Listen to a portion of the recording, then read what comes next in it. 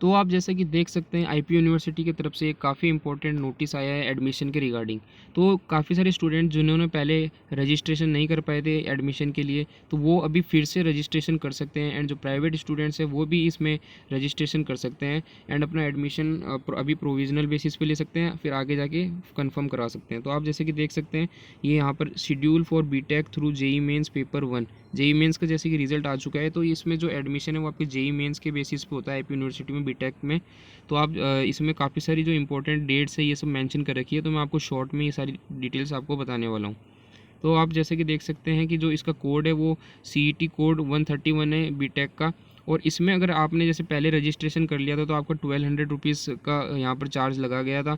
But अगर आपने अभी तक रजिस्ट्रेशन नहीं किया तो पहले आपको मैंडेटरी एक रजिस्ट्रेशन करना होता है, उसके बाद में आप काउंसलिंग के लिए अप्लाई कर सकते हैं। और काउंसलिंग के बाद में आपको जैसे चॉइस फिलिंग इस टाइप की जो बाकी की जो चीज़ें होती है उन सब में आप अप्लाई कर सकते हैं, ठीक है। तो तो इसमें जैसे दोनों टाइप के स्टूडेंट्स के बारे में बताया गया है, जैसे कि जिन्होंने पहले रजिस्ट्रेशन कर दिया था उनके लिए भी एंड जिन्होंने नहीं किया था। तो आप फर्स्ट पॉइंट में देख सकते हैं candidates who have already field online application form of IPU and paid the required fee of 1200 rupees, जो कि आपका जो 1200 रुपीज़ है वो रजिस्ट्रेशन चार्ज यहाँ पर IPU लेती है। तो वो आपने जैसे रजिस्ट्रेशन कर दिया था एंड फीस दे दी थी रजिस्ट्रेशन वाली, उसके बाद में आपको क्या करना है कि जो ये स्टार्टिंग जो काउंसलिंग की स्टार्टिंग डेट है वो 17 सितंबर से लेके आपकी जो क्लोजिंग डेट है वो 23 सितंबर है। तो काफ़ी कम टाइम आपको यहाँ पर मिला है। तो ये इस बीच में आपको अपने काउंसलिंग के लिए अप्लाई कर देना है। तो इसमें काउंसलिंग के लिए भी आपको कुछ बेसिक डिटेल्स मांगी जाएगी, वो सारी डिटेल्स आपको देनी है। उसके बाद में आप आगे का जो प्रोसेस होता है उसमें एलिजिबल हो पाएंगे, ठीक है। तो आप देख सकते हैं such candidates are required to register for online counselling and pay the counselling participation fee of ₹1000। तो यहाँ पर आप जैसे कि देख सकते हैं 1200 तो आपका रजिस्ट्रेशन का हो गया, प्लस जो 1000 है वो आपका यहाँ काउंसलिंग चार्ज IPU लेता है। तो टोटल आपके 2200 आपको मतलब अभी अगर आपने नहीं करा है तो आपको देने पड़ेंगे, ठीक है। तो ये आपका हो गया उन स्टूडेंट्स के जिन्होंने पहले रजिस्टर कर रखा था। अब यहाँ पर बात करिए जिन्होंने पहले रजिस्ट्रेशन नहीं किया था, तो वो आप देख सकते हैं candidates who have not filled online application form of IPU earlier as per notified dates, such candidates are required to fill online application form and pay the online application fee of 1200 non refundable, जो कि 1200 rupees है वो आपके non refundable है। अगर आप admission लेते हैं तो भी वो वैलिड, अगर नहीं लेते तो भी वो आपको वापस नहीं मिलेंगे, ठीक है। एंड इसकी भी जो सेम डेट्स यहाँ पर है 17 सितंबर से लेकर 23 सितंबर, ठीक है। तो ये जो डेट्स है वो काफ़ी कम यहाँ पर दी गई है। तो आप इन्हीं बीच में आप काउंसलिंग के लिए अप्लाई कर सकते हैं एंड रजिस्ट्रेशन भी आपको इसी डेट के बीच में करना है। अगर आपका ड्रीम है कि IPU में आप बीटेक करना चाहते हैं तो ये आपके लिए काफ़ी गोल्डन अपॉर्चुनिटी है कि आपको फिर से रजिस्ट्रेशन करने का मौका मिल रहा है। और अगर आप IPU कॉलेजेस से रिलेटेड अगर आप रिव्यू चाहते हैं एंड आप चाहते हैं कि मैं उनके बारे में आपको बताऊं, कॉलेजेस का रिव्यू दूं, तो आप कमेंट्स में ज़रूर बताएं। और इसमें यहाँ पर लिखा भी है कि अगर आप अगर डिटेल्स में जानना चाहते हैं तो जो IPU ने कुछ दिन पहले एक वाउचर भी निकाला था, तो आप उसमें जाके पूरी डिटेल्स में देख सकते हैं क्या प्रोसेस रहने वाला है, कितनी फ़ीस रहने वाली है कॉलेजेस की एंड ऑल, ठीक है। तो ये हो गया यहाँ पर। अब जो अगला जो प्रोसेस है उसमें है कि ऑनलाइन वेरिफिकेशन ऑफ डॉक्यूमेंट्स। जो डॉक्यूमेंट्स है वो भी इस बार ऑनलाइन वेरीफाई होंगे कोविड के चलते। तो आप जैसे कि देख सकते हैं ऑनलाइन वेरिफिकेशन में जैसे आपके काफ़ी सारे जो सर्टिफिकेट्स होते हैं, जैसे रिजर्वेशन वाले सर्टिफिकेट एंड काफ़ी सारे और भी जो आपके जो सर्टिफिकेट्स होते हैं वो सारे ऑनलाइन ही इस बार वेरीफाई किए जाएंगे। इसकी भी यहाँ पर जो डेट है वो काफ़ी कम दे रखी है। तो आप जैसे कि देख सकते हैं 18 सितंबर से लेकर 27 सितंबर के बीच में आपको ये अपने डॉक्यूमेंट्स है वो ऑनलाइन ही वेरीफाई कराने हैं, ठीक है। तो ये हो गया आपका वेरिफिकेशन एंड जो काउंसलिंग का है उसका प्रोसेस। अब मैं आगे आपको कुछ इंपॉर्टेंट बातें और बताता हूँ। और जो डॉक्यूमेंट्स आपको कौन कौन सी डॉक्यूमेंट्स अपलोड करनी है, कौन कौन सी आपको चाहिए होगी, तो वो आपको जो एडमिशन वाउचर था उसमें यहाँ पर दिया है। जैसे कि आप देख सकते हैं कैंडिडेट में kindly read the admission voucher chapter 6 to see the details of documents required for being eligible to claim benefit under reserved categories। फिर आप अगला देख सकते हैं note all the verification of reserve category candidates will be done online by university. तो online होने वाला है प्रोसेस इस बार का पूरा। फिर जो आगे आप देख सकते हैं जो रिजर्वेशन की पॉलिसी है वो भी यहाँ पर IPU में काफ़ी स्ट्रिक्ट पॉलिसी है। अगर आप जैसे दिल्ली के स्टूडेंट हैं, मतलब कि आपने अगर 12th क्लास आपने दिल्ली से करी है तो आपका सर्टिफिकेट भी दिल्ली का ही होना चाहिए अगर आपको रिजर्वेशन को क्लेम करना है तो, ठीक है। तो इस टाइप की काफ़ी सारी जो इंपॉर्टेंट चीज़ें हैं वो भी यहाँ मेंशन कर रखी है, आप एक बार रीड आउट ज़रूर करें। और फिर आप देख सकते हैं जनरल इंस्ट्रक्शंस। तो यहाँ इंस्ट्रक्शन में दे रखा है the candidate must read the conditions of eligibility for admission as given in the admission voucher for 21-22 carefully and must satisfy themselves regarding their eligibility for admission in various programs before registering online for admission and submitting the counseling participation fees।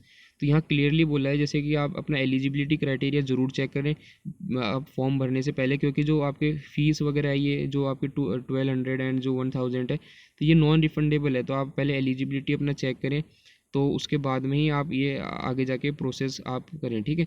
तो आप अगर चाहते हैं कि मैं आपको पूरा details में बताऊँ तो आप कमेंट्स में बता सकते हैं, मैं आपको सारे एलिजिबिलिटी एंड जो आगे का क्राइटेरिया वो आपको बताऊँगा। फिर आप बी पॉइंट में देख सकते हैं it is the sole responsibility of the candidate to ensure that they fulfil the minimum eligibility criteria in the programme they seek admission. The correctness of the details filled with respect to region category और any other such details for allotment of seat.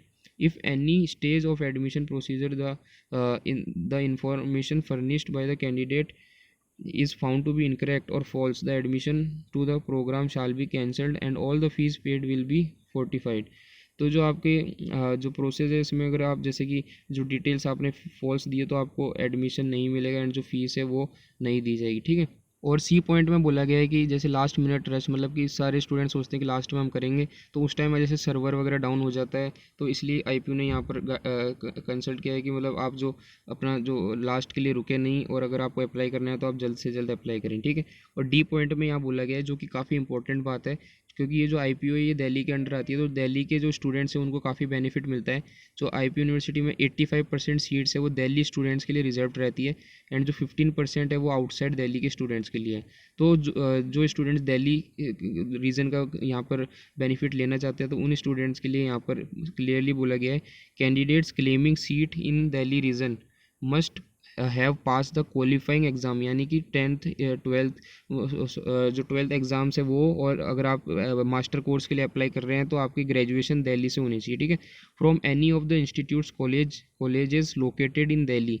Allotment of seats in wrong reason on account of incorrect filling of form will lead to cancellation of the allotment at any later stage and candidate will be automatically lose the right to the seat in his bona fide reason if not available at the same at the time of cancellation of seat। मतलब कि अगर आपके पास proof नहीं है कि आप Delhi reason से है तो आपकी जो सीट है आगे जाके कैंसिल कर दी जाएगी, ठीक है। ये सारी बातें यहाँ पर बोली गई है। फिर जो रजिस्ट्रेशन का प्रोसेस है वो यहाँ हालांकि सिंपल प्रोसेस है, लेकिन मैं आपको शॉर्ट में बता देता हूँ। पहले तो जो आपका तो जैसे कि स्टूडेंट्स रजिस्ट्रेशन में यहाँ पर पहले आपको कैंडिडेट का रजिस्ट्रेशन जैसे name, father's name, mother's name, DOB, gender, password वगैरह आपको चूज़ करने वाला ये सारे ऑप्शंस आएंगे। फिर आपको साइन इन कर लेना है, साइन इन करके कुछ और डिटेल्स मांगी जाएगी, जैसे कुछ एकेडमिक्स वाली हो सकती है आपकी, इस टाइप की जो डिटेल्स है वो सारी मांगी जाएगी। फिर फ़ी पेमेंट आपको करनी है। फिर आगे जाके आप जैसे कि देख सकते हैं आपको इमेजेस एंड जो आपके डॉक्यूमेंट्स है वो अपलोड करने होंगे। फिर आपका जो आगे जाके आप कन्फर्मेशन पेज ज़रूर डाउनलोड करें। फिर कन्फर्मेशन पेज डाउनलोड करने के बाद में आपको मोबाइल एंड जो आपका ईमेल है उसे वेरीफाई कराना पड़ेगा, ठीक है। तो ये सारी जो डिटेल्स है इस टाइप की वो तो बेसिक है, आप अपना ये रजिस्ट्रेशन करते समय ये सारी चीज़ें आपको फेस करनी पड़ेगी। और फिर जो काउंसलिंग वाले जो पार्ट है उसमें काउंसलिंग में आपको 1000 रुपीज़ पे करना है।